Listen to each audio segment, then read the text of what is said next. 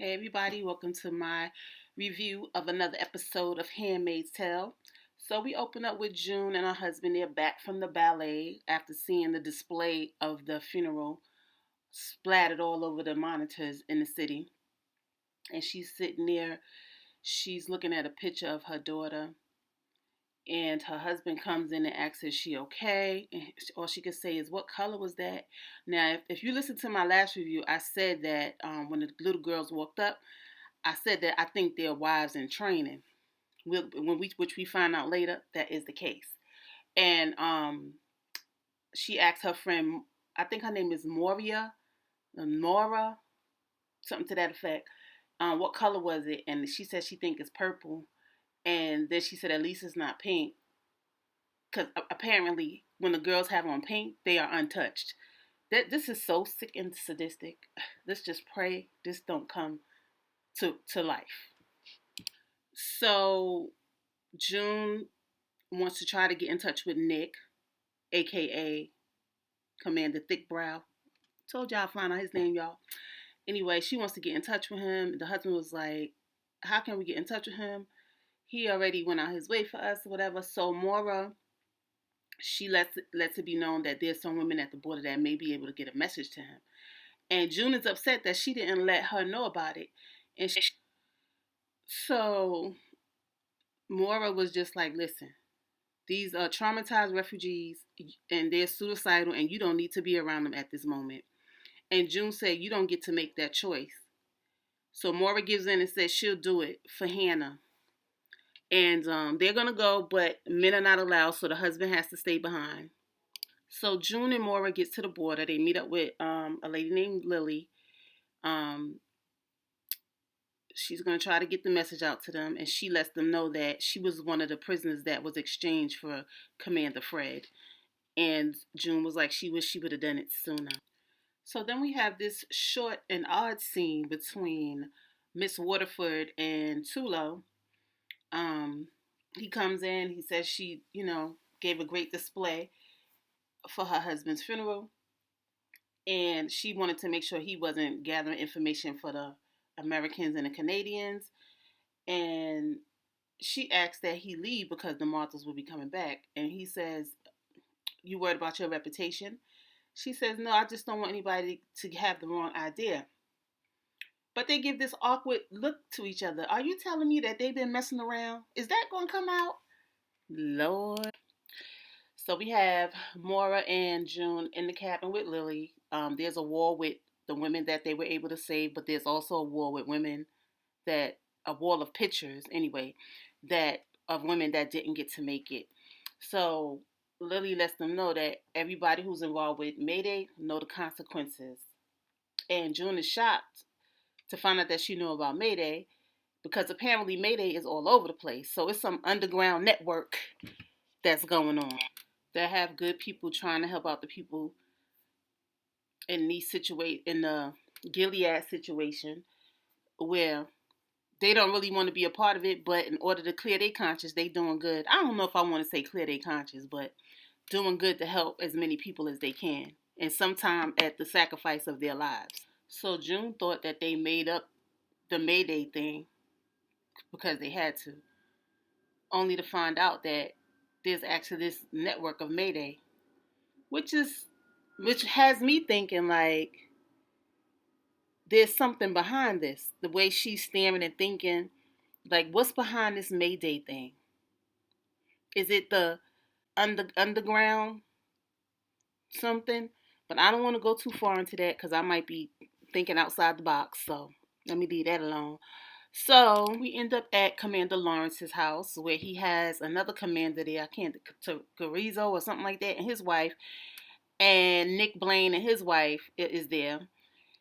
And as she took her to the other commander, he lets it be known that they really wanted to try her husband in Gilead, but June Osborne intervened, and they really wished that she wouldn't have did that. So she was like, well, how do you know she did it? They say, we know she did it, and we know that she had some help. And Sabrina is looking all shocked and appalled. She was shocked when Nick Blaine walked in with his wife. Commander Joseph, a.k.a. Commander Gray here. Yeah. So then we have Aunt Lydia going to the hospital to visit the handmaids. She's really upset with the one that caused the problems. While the girl is laid up sleep, probably in a coma, she slaps the girl. And then she walks over to Janine's room where Janine is just laying in the bed with her eye patch on. And she's crying and praying over Janine that everything is all right with her. And to me, I feel like she is just looking to make things right, because after the last thing June did, June and the other handmaids did, which I believe they beat her up and then escaped or something to that effect. I can't remember, but June and them did something to her and they disgraced her. And all the commanders was looking at her crazy. So she's trying to come back from that era of mistake. So back at Commander Lawrence's house, they're around the table having chitter chatter about what happened at the funeral service. And basically, it boils down to the one commander saying to Commander Joseph that, there's no place for a single man, because he said Commander Joseph said he don't want to be married again. And Serena looking at him with almost a smile on her face. I wonder in her sick little mind was she like, oh, maybe I'll marry him so I can stay in Gilead. Sure. What? You mean to tell me that that's the parents of June's child? Interesting. So they scared that June gonna come after them. So they want to have a conversation with Serena about their adversary. Oh my goodness. So they thought that June being in Toronto would things would settle down in Gilead, because June turned it up in Gilead. Okay. So they're concerned that with the help of the Americans that June will be able to get to them. So they trying to stop that. They don't want Hannah to be able to be taken away from them. So the commander said he regrets his interventions on behalf of her. I guess he thought what he was doing to save June was on behalf of the daughter, but now he regrets it. Because they know that June's main purpose is to get her daughter back. And the wife gonna have the nerve to say, how does sweet Hannah come from that devil of a woman? Did you forget y'all took her daughter from her? The hell? So the scene ends with the commander saying that June is a cancer and they have to cut her out. Serena smiles. Nick is looking uncomfortable and looking at his wife. Commander Gray Hair, aka Commander Joseph, is looking around with his eyes shifting. He be giving the funniest looks. So there's this quick scene with back at the cabin with June and the refugees. And there's a guy, they telling him to put his gun down. I think he's an eye. And he couldn't remember the password, but then a young lady come running out to finish the password. So apparently he done saved somebody from Gilead.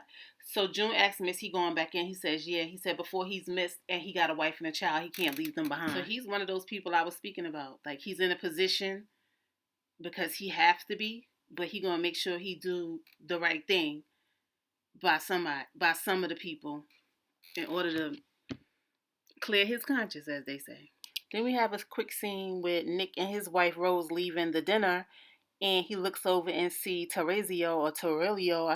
I'm messing up his name, but the guy from Canada. And he goes over to talk to him really quickly. He said he wants to be the one. Nick tells him he wants to be the one to tell June about Rose. And he said, okay. So Torelio was like, if you still want to talk about our conversation, we can. And as they doing that, the other commander walks over, the commander of Hannah's parents, and he was like, you shouldn't be leaving your wife out in the cold, and that he's a friend of her father, and he hopes that he treats her right.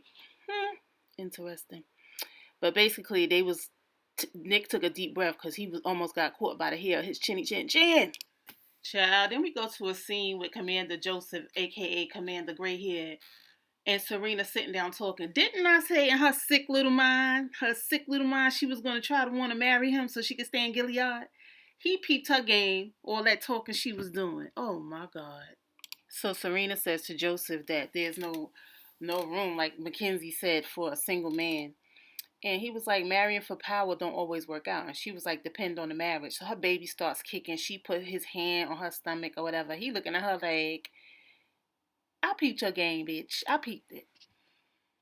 So we in the scene with him with his hand on her belly.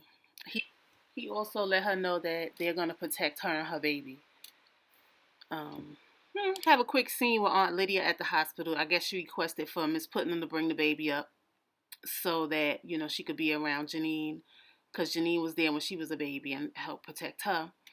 But damn near Miss Putnam had her dead. She said she gonna have make sure Angela remembers her mother. Like, what? Then we have a quick scene where Terrellio walks Serena back. Forgive me for messing up his name, but I know it's something with a T. Walks Serena back to her hotel. She invites him in to let Terrellio know that she wants to stay in Gilead. And he's like, "You sure you want to stay? This is no place for a woman." She goes to give him a kiss. Here go this awkward scene between these two again. So now I'm wondering, did I miss something in the last season? Did they have relations? And then she's claiming this baby. Is that going to come out? So Mr. T lets her know that it's unsafe for an unmarried woman in Gilead. And she was like, "It won't be for long." And he was like, "You plan on getting married?" Well, she said, "No, that's not it. It's just that I'm still in mourning." Child, she thinks she gonna marry Commander Joseph, aka Commander Greyhair. So the call finally comes in from Nick. June wants to know immediately what that color means that her daughter Hannah was wearing on the screens that she saw her in, and Nick lets her know that those are girls in training to be wives. So of course June trying to drag him into something else. She wants him to move to the district she in so he could watch over her. And he said he wish he could, but he got obligations now. He got a wife now. He got to take care of his wife needs. June's looking stunned. So June tells him to try to be happy. Nick tells her to be careful because Mackenzie is a very powerful man. And she says she will be careful. We'll see how this goes, how this plays out. Then it's a quick scene with Aunt Lydia. She wakes up to see that Janine is not in the bed. They took her outside to get some fresh air. Now remember, you prayed to God that you was going to make some changes. So let's see what you do, Aunt Lydia. So we have Serena at, I don't even know where it's at, but she's meeting with the council. Commander Joseph walks in. She was like, "You're the one that called this meeting?" And her sick little mind, she thinking he want to keep her there to marry her. So he walks up to her and says, "I hope you don't have any expectations of me." Serena says no uncomfortably. So she goes inside only to find out that they want to send her back to Toronto to be their representative, aka ambassador for Gilead. She is not happy about that. So June is not happy that she can't protect her daughter from here. She's coming up with a harebrained scheme to try to figure out something to get her daughter. Then she finds out that they're taking Sabrina right on back to Toronto. So Sabrina gets off the plane, gets back to Toronto, get in the car. They take her back to the detention center. The car is stopped by another car standing in front of them. And she's like, "What's going on? What's going on?" Next June bangs on the window. She was like, basically, "Bitch, don't touch my daughter ever again. Don't touch my daughter ever again." Serena was shook. She was shooketh, okay? I know she was like, how they protecting me? And this lady is right here at this car. Anyway, guys, that was the end of the scene. That's all I got. Thanks for watching my video. Like, comment, and subscribe. Peace.